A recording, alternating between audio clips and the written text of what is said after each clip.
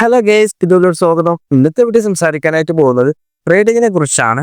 കഴിഞ്ഞ ദിവസം ട്രേഡിംഗ് വ്യൂവിനെ കുറിച്ചൊക്കെ നമ്മൾ വീഡിയോ ചെയ്തിരുന്നു. കാണാത്തവരാണ് എന്നുണ്ടെങ്കിൽ ഈ വീഡിയോ കാണുക. കാർഡിൽ ഞാൻ ലിങ്ക് കൊടുത്തിട്ടുണ്ട്, അതിൽ ക്ലിക്ക് ചെയ്തിട്ട് നിങ്ങൾക്ക് വീഡിയോ കാണാവുന്നതാണ്.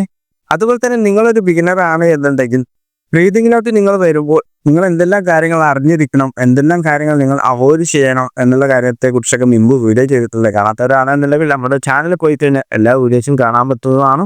ഇന്നത്തെ വീഡിയോ നമ്മൾ സംസാരിക്കാനായിട്ട് പോകുന്നത് ട്രേഡിംഗ് വ്യൂവിൽ എങ്ങനെ ഒരു ട്രേഡ് അനലൈസ് ചെയ്തെടുക്കാം എന്നതിനെ കുറിച്ചാണ്. അതായത് മാർക്കറ്റ് എങ്ങനെ അനലൈസ് ചെയ്തിട്ട് അതിൽ നിന്ന് എങ്ങനെ ഒരു എൻട്രി പ്ലേസ് ചെയ്യാം, എവിടെ എത്തിയാലാണ് ആ എൻട്രി ക്ലോസ് ചെയ്യേണ്ടത് എന്നതിനെ കുറിച്ചൊക്കെയാണ്. അതുപോലെ തന്നെ എനിക്ക് സിമ്പിൾ ആയിട്ടുള്ള ഒരു എൻട്രി മതി, അതായത് ചെറിയൊരു പ്രോഫിറ്റ് നിങ്ങൾക്ക് ലഭിച്ചാൽ മതി എന്നുണ്ടെങ്കിൽ ആ ഒരു എൻട്രി എവിടെ നിന്നൊക്കെ നിങ്ങൾക്ക് എടുക്കാൻ പറ്റും, എവിടെ നിങ്ങൾ ക്ലോസ് ചെയ്യണം, എത്ര പോയിന്റ് വരെ നിങ്ങൾക്ക് ക്ലോസ് ചെയ്യാൻ പറ്റും, എത്ര പോയിന്റ് വരെ നിങ്ങൾക്ക് ടാർഗറ്റ് വെക്കാൻ പറ്റും എന്നതിനെ കുറിച്ചാണ്.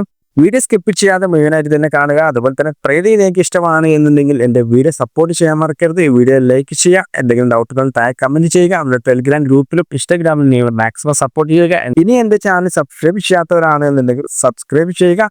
അപ്പോൾ നമുക്ക് നമ്മളുടെ ഇന്നത്തെ എണ്ണലിലോട്ട് പോകാം. ഞാനിവിടെ എൻ്റെ ട്രേഡിംഗ് വ്യൂ ആണ് ഓപ്പൺ ചെയ്തിട്ടുള്ളത്. ഇവിടെ ഗോൾഡിലാണ് ട്രേഡ് എടുക്കുന്നത് എന്നുള്ള കാര്യത്തെ കുറിച്ചൊക്കെ കഴിഞ്ഞ വീഡിയോസിൽ നമ്മൾ പറഞ്ഞിരുന്നു. അതുപോലെ തന്നെ ട്രേഡിംഗ് വ്യൂവിൽ എങ്ങനെ അക്കൗണ്ട് ക്രിയേറ്റ് ചെയ്യാം, എങ്ങനെ അതിൽ ഏതെല്ലാം ടൂൾസുകളാണ് നമ്മൾ സെലക്ട് ചെയ്യേണ്ടത് എന്നതിനെ കുറിച്ചൊക്കെ കഴിഞ്ഞ വീഡിയോസുകൾ പറഞ്ഞിരുന്നു. ആ വീഡിയോ കാർഡിന് ഞാൻ ലിങ്ക് കൊടുത്തിട്ടുണ്ട്. ആ വീഡിയോ നിങ്ങൾ മസ്റ്റായിട്ട് കണ്ടതിന് ശേഷം ഈ വീഡിയോ കാണുക. സോ കഴിഞ്ഞ ദിവസം നമ്മൾ സെലക്ട് ചെയ്തിട്ടുള്ള ടൂൾസുകൾ എന്തിനാണ് എന്നുള്ള കാര്യങ്ങളൊക്കെ വ്യക്തമായിട്ട് തന്നെ ഞാൻ ഇവിടെ കാണിച്ചു തരാം. പിന്നെ എനിക്ക് പറയാനുള്ളത്, നിങ്ങൾ വീഡിയോ സ്കിപ്പ് ചെയ്യാതെ മുഴുവനായിട്ട് തന്നെ കാണുക. എല്ലാ പാർട്ടും കണ്ടിന്യൂസ് ആയിട്ട് കാണണം എന്നുള്ളതാണ്. കാരണം ഒരു വീഡിയോയിൽ മാത്രം എല്ലാ കാര്യങ്ങളും തുറന്നു പറയാൻ പറ്റത്തില്ല. ഓരോ പാർട്ടായിട്ടാണ് നമ്മൾ ചെയ്തു പോകുന്നത്. എല്ലാ വീഡിയോയും കണ്ടിന്യൂസ് ആയിട്ട് കാണുക. എൻ്റെ എല്ലാ വീഡിയോസും ഇഷ്ടപ്പെട്ട് കഴിഞ്ഞാൽ ലൈക്ക് ചെയ്ത് മാക്സിമം സപ്പോർട്ട് ചെയ്യുക. ഇവിടെ ഫസ്റ്റ് തന്നെ ട്രെൻഡ് ലൈൻ എന്ന ഈ ഒരു ടൂൾസ് ആണ് ഇവിടെ ഉള്ളത്. ഈ ടൂൾസ് നമ്മൾ സെലക്ട് ചെയ്ത് കഴിഞ്ഞാൽ നമുക്ക് ഏറ്റവും ഉപകാരമുള്ള ഒരു സംഗതിയാണ് ട്രെൻഡ് ലൈൻ എന്നുള്ളത്.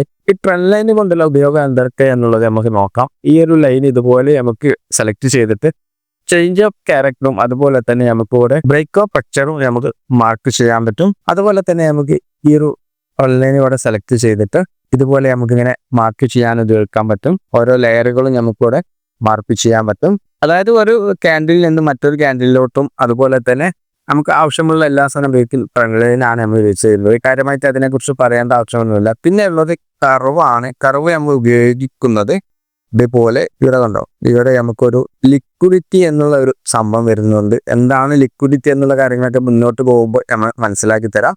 ഇതുപോലെ ലിക്വിഡിറ്റി നമുക്ക് മാർക്ക് ചെയ്യാൻ വേണ്ടിയിട്ടാണ് കർവ് ഞാൻ ഉപയോഗിക്കുന്നത്. ഇപ്പൊ ഇവിടെ എടുത്തു കഴിഞ്ഞാൽ ഇതൊരു ലിക്വിഡിറ്റിയാണ്. ഇതൊരു മറ്റൊരു ലിക്വിഡിറ്റി ആയിട്ട് നോക്കാം.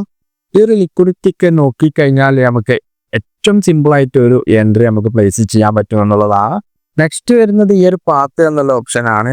ഇത് ഉപയോഗിക്കുന്നത് മാക്സിമം ബിഗിനർ ആയിട്ടുള്ള ആളുകൾക്കാണ് ഇത് ഉപയോഗപ്പെടുന്നത്.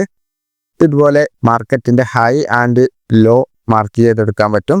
ലോ മാർക്ക് ചെയ്തു, ഹൈ മാർക്ക് ചെയ്തു, ലോ മാർക്ക് ചെയ്തു, ഹൈ ലോ ഇങ്ങനെ നമുക്ക് മാർക്ക് ചെയ്ത് ഇങ്ങനെ പോകാൻ പറ്റും. അതായത് പെട്ടെന്ന് ചാർട്ട് നമ്മൾ നോക്കുമ്പോൾ ഈ ഒരു ഹൈയും ലോയും കറക്റ്റായിട്ട് ചിലപ്പോൾ ഫസ്റ്റ് വരുന്ന ആളുകൾക്ക് മനസ്സിലായി പോകുന്നില്ല. അപ്പോൾ ഇതിങ്ങനെ കറക്റ്റായിട്ട് ഈ ഒരു രീതിയിൽ വരച്ച് വെച്ചാൽ തന്നെ നമുക്ക് കറക്റ്റായിട്ട് അതിനെ മനസ്സിലാക്കി എടുക്കാൻ പറ്റും. അടുത്തത് വരുന്നത് ഗ്യാൻ ബോക്സ് ആണ്. ഗ്യാൻ ബോക്സ് നമ്മൾ ഉപയോഗിക്കുന്നത് ഇവിടെ ട്രേഡിംഗ് റേഞ്ച് ഹൈയും ട്രേഡിംഗ് റേഞ്ച് ലോയും മാർക്ക് ചെയ്യാനാണ്. കഴിഞ്ഞ ദിവസം നമ്മൾ പറഞ്ഞിരുന്നു.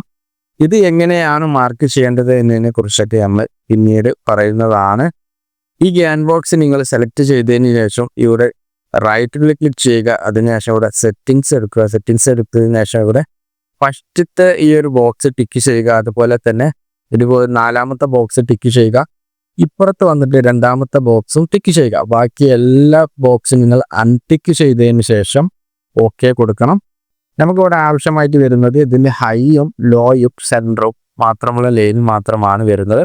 അപ്പം നിങ്ങൾ ഇതേപോലെ സെറ്റിങ്സ് എടുത്തിട്ട് ചേഞ്ച് ചെയ്ത് കഴിഞ്ഞാൽ ഇങ്ങനെയുള്ള ഈ ഒരു ത്രീ ലൈന് മാത്രമാണ് കാണുന്നത്. ഈ ഒരു ട്രേഡിംഗ് റേഞ്ച് ഹൈയും ട്രേഡിംഗ് റേഞ്ച് ലോയും മനസ്സിലാക്കിയിട്ടാണ് ഞാൻ ഈ ഒരു ട്രേഡ് ഇവിടെ പ്ലേസ് ചെയ്തിട്ടുള്ളത്.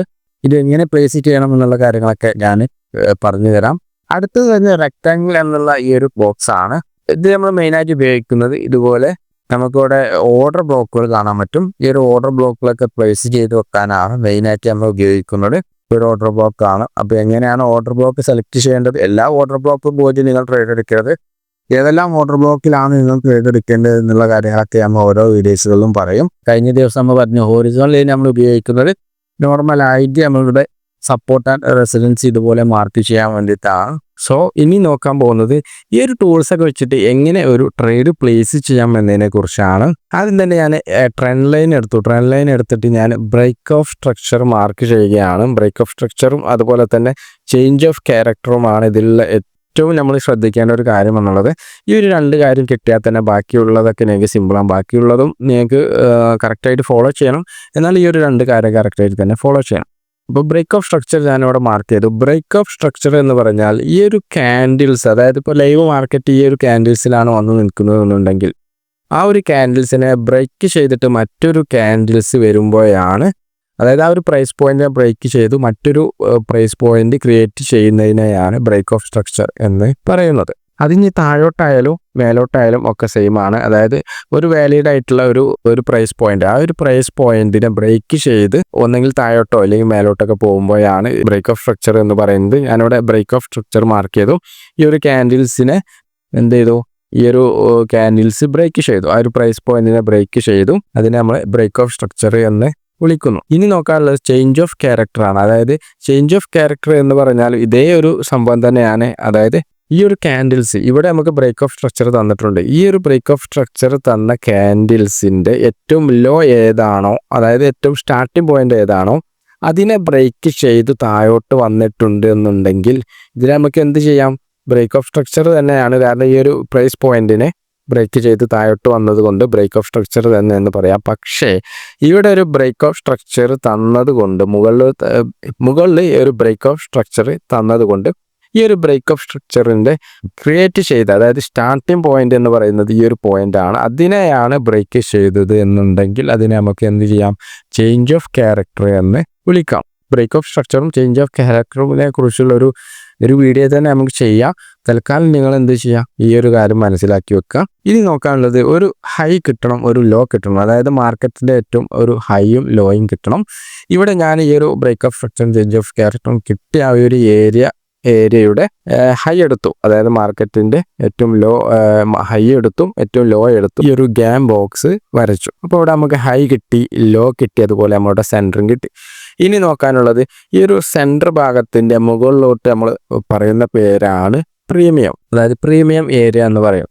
ഈ സെൻറ്റർ ഭാഗത്തിൻ്റെ ലൈനിൻ്റെ താഴെ നമ്മൾ വിളിക്കുന്ന പേരാണ് ഡിസ്കൗണ്ട് ഏരിയ. അതായത് സെൻറ്റർ ഭാഗത്തിൻ്റെ ലൈനിൻ്റെ മുകളിൽ പ്രീമിയം ഏരിയയും സെൻറ്റർ ഭാഗത്തിൻ്റെ ലൈനിൻ്റെ താഴെ ഡിസ്കൗണ്ട് ഏരിയ എന്നുള്ള രണ്ട് കാര്യങ്ങൾ നിങ്ങൾ ശ്രദ്ധിക്കാം. എപ്പോൾ ശ്രദ്ധിക്കാനുള്ള ഡിസ്കൗണ്ട് ഏരിയയിലാണ് ഈ ഒരു ക്യാൻഡിൽസ് നിൽക്കുന്നത് എന്നുണ്ടെങ്കിൽ നിങ്ങൾ ബൈ ചെയ്യുക എന്നുള്ളതാണ്. അതുപോലെ പ്രീമിയം ഏരിയയിലാണ് ഈ ഒരു ക്യാൻഡിൽസ് നിൽക്കുന്നത് എന്നുണ്ടെങ്കിൽ നിങ്ങൾ സെല്ല് ചെയ്യുക. കറക്റ്റായിട്ട് നിങ്ങളുടെ മുന്നോട്ടുള്ള വീഡിയോസിലൊക്കെ നിങ്ങൾക്ക് മനസ്സിലാക്കാൻ പറ്റും. ഇനി നമ്മൾ നോക്കാൻ പോകുന്നത് എങ്ങനെ ട്രേഡ് എടുക്കാം എന്നതിനെ കുറിച്ചാണ്.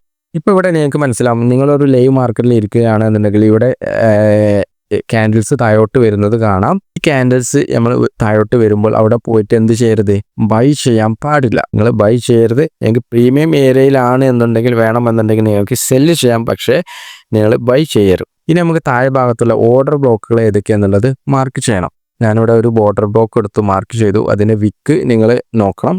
വിക്ക് നോക്കി, പക്ഷേ ഈ ഒരു ഓർഡർ ബ്ലോക്ക് അത്യാവശ്യം റേഞ്ച് ഹൈയിലുള്ള അത്യാവശ്യം വലുപ്പമുള്ള ഒരു ഓർഡർ ബ്ലോക്ക് ആയതുകൊണ്ട് തന്നെ നമ്മൾ എന്ത് ചെയ്തു, മുകളിലെ വിക്ക് ഒഴിവാക്കിയിട്ടാണ് വിക്ക് ബോഡി മാത്രം എടുത്തു. താഴെയുള്ള വിക്കും മുകളിലുള്ള ബോഡി മാത്രം എടുത്തു. എന്നിട്ട് ഓർഡർ ബ്ലോക്ക് പ്ലേസ് ചെയ്തു. ഇനി നോക്കാനുള്ളത് അടുത്ത ഓർഡർ ബ്ലോക്ക് എവിടെയാണ് എന്നുള്ളത് നോക്കാം. ഈ ഒരു സെയിം ഓർഡർ ബ്ലോക്ക് തന്നെയാണ് ഇവിടെയും വരുന്നത്. അതുകൊണ്ട് ഞാനത് ഒഴിവാക്കി. എന്നിട്ട് അതിന് തൊട്ട് താഴെയുള്ള ഓർഡർ ബ്ലോക്ക് എന്ത് ചെയ്തു, പ്ലേസ് ചെയ്തു. ഇനി ഒന്ന് നോക്കിക്കേ, ആ ക്യാൻഡിൽസ് എങ്ങനെയാണ് പോയത് എന്നുള്ളത്. താഴോട്ട് വന്ന ക്യാൻഡിൽസ് എന്ത് ചെയ്തു, നേരെ വന്നിട്ട് ഈ ഒരു ഓർഡർ ബ്ലോക്കിൽ എന്ത് ചെയ്തു, ടച്ച് ചെയ്തു. കണ്ടോ, ഈ ഒരു ലൈൻ, ഈ വിക്ക് കണ്ടത്, ഈ വിക്ക് ശ്രദ്ധിച്ചാൽ തന്നെ മനസ്സിലാവും. ഈ ഒരു ഓർഡർ ബ്ലോക്ക് ടച്ച് ചെയ്തിട്ട് വീണ്ടും എന്ത് ചെയ്തു, റിജക്ഷൻ സംഭവിച്ചു, മുകളിലോട്ട് തന്നെ പോയി.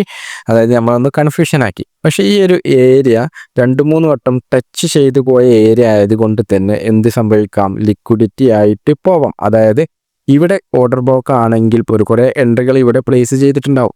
പക്ഷേ അതിനെ ലിക്വിഡിറ്റി ചെയ്യാനുള്ള സാധ്യത കൂടുതലാണ്. കാരണം ഇതിൻ്റെ ഗ്യാപ്പിലെവിടെയും നമുക്ക് എന്തില്ല, ലിക്വിഡിറ്റി കിട്ടിയിട്ടില്ല. ലിക്വിഡിറ്റിയെക്കുറിച്ചൊക്കെ നമ്മൾ പിന്നീട് പറയും. ഇപ്പോൾ എന്ത് ചെയ്യണം, നിങ്ങൾ ഇതിൻ്റെ ഇടയിൽ ലിക്വിഡിറ്റി കിട്ടാത്തത് കൊണ്ട് എന്ത് ചെയ്യണം, അടുത്ത ഓർഡർ ബ്ലോക്കിൽ നിന്നായിരിക്കണം നിങ്ങളുടെ ട്രേഡ് പ്ലേസ് ചെയ്യേണ്ടത്. അപ്പോൾ സംഭവം മനസ്സിലായി എന്ന് വിചാരിക്കുന്നു. പിന്നെ എന്തെങ്കിലും ഡൗട്ടുകളുടെ താഴെ നിങ്ങൾ എന്ത് ചെയ്യുക, കമൻറ്റ് ചെയ്യുക, അല്ലെങ്കിൽ ഡയറക്റ്റ് ആയിട്ട് എനിക്ക് മെസ്സേജ് അയച്ചാൽ മതി. അതുപോലെ തന്നെ നമ്മളെ ടെലിഗ്രാം ഗ്രൂപ്പിൽ ചോദിച്ചാലും എനിക്ക് എപ്പോൾ വേണമെങ്കിലും റീപ്ലൈ തരുന്നതാണ്. ഇനി നോക്കാൻ പോകുന്നത് ഈ ഒരു രണ്ടാമത്തെ ഓർഡർ ബ്ലോക്കിൽ നിന്ന് ട്രേഡ് എങ്ങനെ പ്ലേസ് ചെയ്യണമെന്നുള്ളതാണ്. ഈ ഒരു ഓർഡർ ബ്ലോക്കിൽ നിന്ന് നിങ്ങൾക്ക് 2-3 തരത്തിൽ ട്രേഡ് പ്ലേസ് ചെയ്യാം. അതായത് ഓർഡർ ബ്ലോക്ക് സ്റ്റാർട്ട് ചെയ്ത മുകളിൽ നിന്നും നിങ്ങൾക്ക് എൻട്രി പ്ലേസ് ചെയ്യാം. അതല്ലാന്നുണ്ടെങ്കിൽ ഇതിനെ ഒരു പകുതി ആക്കിയതിന് ശേഷം ആ ഒരു പകുതിക്ക് കുറച്ച് മുകളിലായിട്ട് നിങ്ങൾക്ക് പ്ലേസ് ചെയ്യാം. അപ്പം ഞാൻ എന്ത് ചെയ്തു, ഗ്യാൻ ബോക്സ് എടുത്തിട്ട് ഈ ഒരു ഓർഡർ ബ്ലോക്കിനെ എന്ത് ചെയ്തു, പകുതിയാക്കിയിട്ട് തരംതിരിച്ചു. ഇനി എന്ത് ചെയ്യാണ്, ഇവിടുന്ന് ലോങ് ആണ് പ്ലേസ് ചെയ്യേണ്ടത്. കാരണം എന്താണ്, ഡിസ്കൗണ്ട് ഏരിയ ആയതുകൊണ്ട് ലോങ് ആണ്. ഞാൻ എന്ത് ചെയ്തു, ലോങ് പൊസിഷൻ എടുത്തു. എന്നിട്ട് ഈ ഒരു ഗ്യാൻ ബോക്സിൻ്റെ അതായത് സെൻട്രൽ ഏരിയയുടെ കുറച്ച് മുകളിൽ എൻട്രി വെച്ചു. അതിന് സ്റ്റോപ്പ് ലോസ് എന്ത് ചെയ്തു, ഈ നമ്മളുടെ ഓർഡർ ബ്ലോക്കിൻ്റെ തൊട്ട് താഴെ കൊടുത്തു. ആ ട്രേഡിൻ്റെ പ്രോഫിറ്റ് ടാർഗറ്റ് നിങ്ങൾ നോക്കിയേ, ഏറ്റവും ടോപ്പിൽ ഏകദേശം ഒരു 12-13 പോയിന്റുകൾ നമുക്ക് പ്രോഫിറ്റ് എടുക്കാൻ പറ്റിയ ട്രേഡാണ്. ഏകദേശം ഒരു 1 ഹവറിനുള്ളിൽ തന്നെ ഒരു 1 ഹവറിൻ്റെ ഒരു ഗ്യാപ്പാണ് ഇവിടെ വന്നിട്ടുള്ളത്. 1 ഹവർ അല്ല, 1.30, അതായത് 1.5 മണിക്കൂറിൻ്റെ ഗ്യാപ്പാണ് ഇവിടെ വന്നിട്ടുള്ളത്. 1.5 മണിക്കൂർ കൊണ്ട് തന്നെ നമുക്ക് ഒരു 12-13 പോയിൻ്റൊക്കെ പ്രോഫിറ്റ് എടുക്കാൻ പറ്റിയ ഒരു ട്രേഡായിരുന്നു അത്. പക്ഷേ ഞാൻ പറയുന്നത് 1-2 പോയിൻ്റൊക്കെ പ്രോഫിറ്റ് എടുത്തിട്ട് എക്സിറ്റ് ആവുന്നവരാണ് എന്നുണ്ടെങ്കിൽ ഈ ഒരു കൺസെപ്റ്റ് ധാരാളം മതി. നിങ്ങൾക്ക് വീക്കിലി ഒരു 10 പോയിൻ്റോ അല്ലെങ്കിൽ 5 പോയിൻ്റൊക്കെ എടുത്താൽ മതി എന്നുണ്ടെങ്കിൽ ഈ ഒരു കൺസെപ്റ്റ് ധാരാളമാണ്. സിമ്പിളായിട്ട് ട്രേഡ് എടുത്ത് മുന്നോട്ട് പോകാൻ പറ്റും. ഞാനിവിടെ പറയുന്നത് ഞാൻ ഫോളോ ചെയ്യുന്ന കാര്യങ്ങളാണ് നിങ്ങൾക്ക് പഠിപ്പിച്ചു തരുന്നത്. സ്റ്റാർട്ടിങ്ങിലൊക്കെ വന്നിട്ട് കുറേ പൈസ ഒക്കെ പോയ വ്യക്തി തന്നെയാണ്. പക്ഷെ അതിൽ നിന്ന് നമുക്ക് മനസ്സിലാക്കിയ കുറേ കാര്യങ്ങൾ വെച്ചിട്ടാണ് ഇപ്പോൾ ട്രേഡ് എടുക്കുന്നത്. ആ ഒരു കാര്യങ്ങളാണ് നിങ്ങൾക്ക് മുന്നിൽ ഞാൻ ഈ ഒരു വീഡിയോയിലൂടെ പറഞ്ഞു തരുന്നത്. അപ്പോൾ നിങ്ങൾക്ക് അത് അക്സെപ്റ്റ് ചെയ്യണമെന്നുണ്ടെങ്കിൽ അക്സെപ്റ്റ് ചെയ്യാം, അല്ലാന്നുണ്ടെങ്കിൽ നിങ്ങൾക്ക് തള്ളിക്കളയാം. ഓക്കെ, അപ്പോൾ ഈ ഒരു സംഭവം വെച്ചിട്ടാണ് ഇനി നമ്മളുടെ വീഡിയോ മുന്നോട്ട് പോകുന്നത്. ജസ്റ്റ് ഞങ്ങൾക്ക് കാണിച്ചു തന്നതാണ് എങ്ങനെയാണ് നമ്മളുടെ സ്ട്രാറ്റജി എന്നുള്ളതൊക്കെ.